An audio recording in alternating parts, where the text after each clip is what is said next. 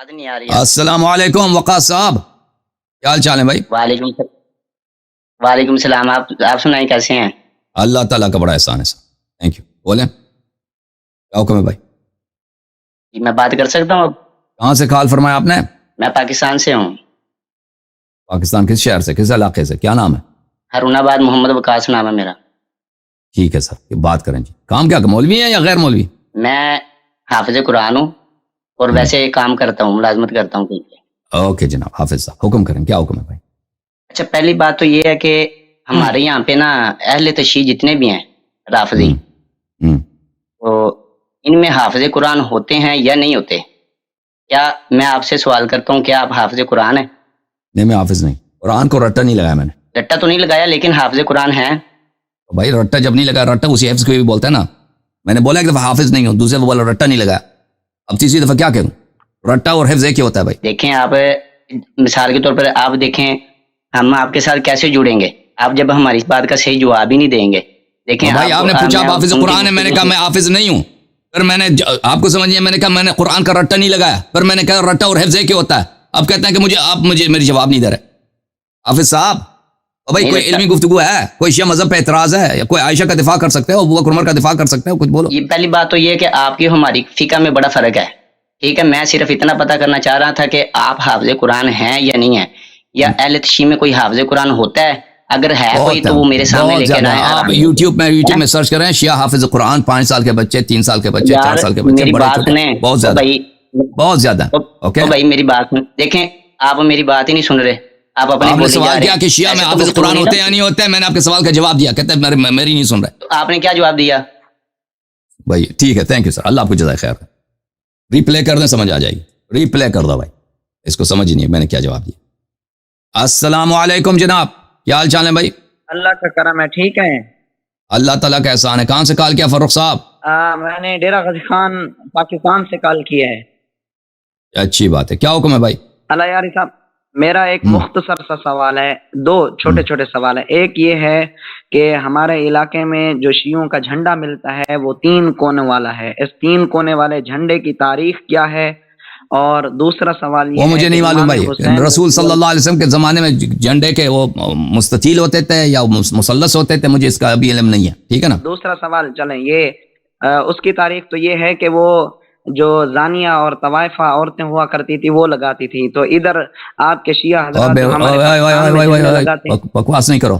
رسول اللہ صلی اللہ علیہ وسلم کا علم تھا، وہ اپنی جنگوں میں جب نکلتے تھے ان کا علم بردار ہوتے تھے امیر المؤمنین علیہ الصلوۃ والسلام. بیوقوف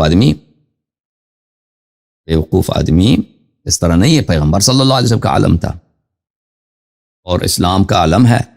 ٹھیک ہے نا. رسول پاک صلی اللہ علیہ وسلم کا علم ہوتا تھا مختلف جنگوں میں، اہل بیت علیہ الصلوۃ والسلام کے علم ہوتے تھے. السلام علیکم.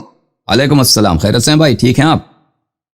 جی حسن بھائی آپ خیریت سے ہیں؟ سب خیریت ہے الحمدللہ. اللہ تعالیٰ کا بڑا احسان ہے، اللہ آپ کو عزت دے. تھینک یو سر، اللہ آپ کو سلامتی دے. سب سے پہلے آپ کا بہت بہت شکریہ تمام دیکھنے سننے والوں کا، اور خصوصاً بالخصوص امام زمان علیہ الصلوۃ والسلام کے حضور میں بہت شکریہ ادا کرتا ہوں کہ انہوں نے اس پرفتن اور بہت ہی مشکل دور میں، جہاں کے پاکستان اور ہندوستان اور بنگلہ دیش اور تمام مسلمان ممالک کے جو شیعہ حضرات ہیں، اہل تشیع حضرات ہیں، ان کے اس جھمیلے میں اللہ تعالیٰ نے آپ کی شکل میں ہم جیسے سادہ لوگ شیعہ لوگوں کو ایک ایسی منور روشنی عطا فرمائی جس سے ہم لوگ اپنے آنے والی نسلوں کو بہت ساری چیزیں واضح اور صاف ستھرے طور پہ بیان کر سکتے ہیں. اور انشاءاللہ تعالیٰ و فضل پنجتن پاک ہم لوگ اپنی اولاد کے لیے کچھ نہ کچھ اثاثہ چھوڑ کے جا سکتے ہیں اہل بیت اطہار کے وسیلے سے. تو سب سے پہلے میری چند گزارشات ہیں. پیچھے سے آوازیں آ رہی ہیں 2-3، ذرا اگر آپریٹر بھائی وہ جی. تو میری علی صاحب میری 2-3 گزارشات ہیں کہ ہمیں ہمارے معاشرے میں یہ کہا جاتا ہے کہ ظاہر سی بات ہے ہم لوگ شروع سے جب سے پیدا ہوئے مجالس، نظر نیاز اور 22 رجب اور سارا کچھ دیکھتے آئے، تو ہمیں بتایا یہ جاتا ہے کہ آپ لوگوں نے جب مسجد میں سپارہ یا قرآن یا حفظ یا ناظرہ کے لیے جانا ہے تو وہاں پہ بہت سارے مطلب عجیب کا لفظ بھی بڑا غیر مناسب سا ہے، بڑے بڑے مطلب بہت سے سوالات ہوتے ہیں ہم لوگوں کو کہ جی آپ لوگوں کے گھر پہ علم لگا ہوا ہے، آپ 22 رجب کے کنڈے کر رہے ہو، آپ یہ کر رہے ہو، آپ وہ کر رہے ہو. تو ہم لوگ ایسے لوگوں کا دفاع کرتے ہیں.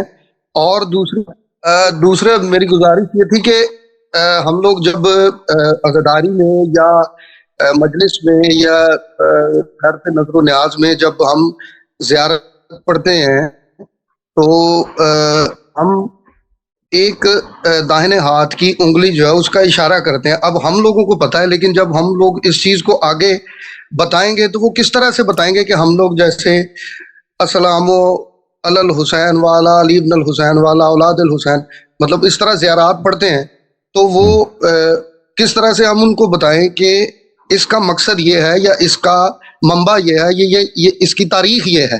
تو جناب حمزہ، اور مطلب یہ میں معذرت چاہتا ہوں، میرے 3-4 سوالات جو ہیں وہ اکٹھے ہو گئے، تو زیادہ وقت نہ لیتے ہوئے ان 2 باتوں پہ میں آج آپ سے درخواست کروں گا کہ ان کا جواب ہمیں عطا کر دیں. اور دوسرے نمبر پہ یہ جو اس سے پہلے جو کال ہوئی تھی آخر میں، یہ جو کال ہوئی تھی ایک بندے نے بڑا عجیب سا سوال کیا، تو آپ پلیز میری آپ سے ایک ہمبل ریکویسٹ ہے کہ آپ سے ہم نے بہت کچھ سیکھنا ہے، بہت کچھ لینا ہے، آپ ہمارا بہت بڑا اثاثہ ہیں، تو آپ اپنے آپ کو ذرا مطلب تھوڑا سا کول ڈاؤن رکھا کریں. یہ لوگ آپ کو اسی طرح اشتعال دلانے کے لیے یہ باتیں کرتے ہیں. اللہ ان کو ہدایت نصیب فرمائے، ہم تو یہی کہہ سکتے ہیں. تو تھینک یو سر، اللہ آپ کو جزاک خیر. یہ جو باتیں ہیں اللہ آپ کو سلامتی دے. تھینک یو بھائی. جہاں تک زیارتوں کا تعلق ہے نا، زیارتیں ان کا جہاں سے آپ جس کتاب سے زیارت پڑھتے ہیں نا، مفاتیح الجنان وغیرہ، اس کا طریقہ لکھا ہے. اگر اس میں یہ لکھا ہے کہ ہاتھ اوپر کریں، ہاتھ اوپر کریں. اگر نہیں لکھا ہے تو ہاتھ اوپر کرنے کی ضرورت نہیں، انگلی اٹھانے کی ضرورت نہیں ہے. ٹھیک ہے نا. اور مخالفین کے لیے آپ کو کوئی ضرورت نہیں ہے کہ آپ ان کو انگلی اٹھانے کا وہ بتائیں، انگلی اٹھانے کا کہ انگلی ہم اٹھاتے ہیں زیارت کرتے وقت، اس کی وجہ کیا ہے. یہ ان باتوں پہ فروعات پہ گفتگو نہیں کرتے. اگر ان کو بتانا بھی ہو تو ان کو زیارت کی کتاب دکھائیں. اگر کوئی مجبوری ہے ایسے کسی آدمی کی، یہ جماعت عمریہ کا ایک آدمی آ جاتا ہے، اس کے پاس کہتا ہے کہ تم زیارتوں میں مثلا اس طرح کیوں کہتے ہو، تو یا یہ کیوں کرتے ہو، تو اس کو حدیث دکھائیں کہ بھئی ہمارے ائمہ علیہ السلام کا یہ فرمان ہے. اور لیکن ان باتوں پہ فروعات میں ان سے الجھنے کی ضرورت نہیں ہے. ٹھیک ہے نا. سب سے پہلے اصول دین پہ گفتگو ہوگی، پھر اس کے بعد فروعات وہ تو مناظرہ مانگتا ہی نہیں ہے بھائی. اچھا.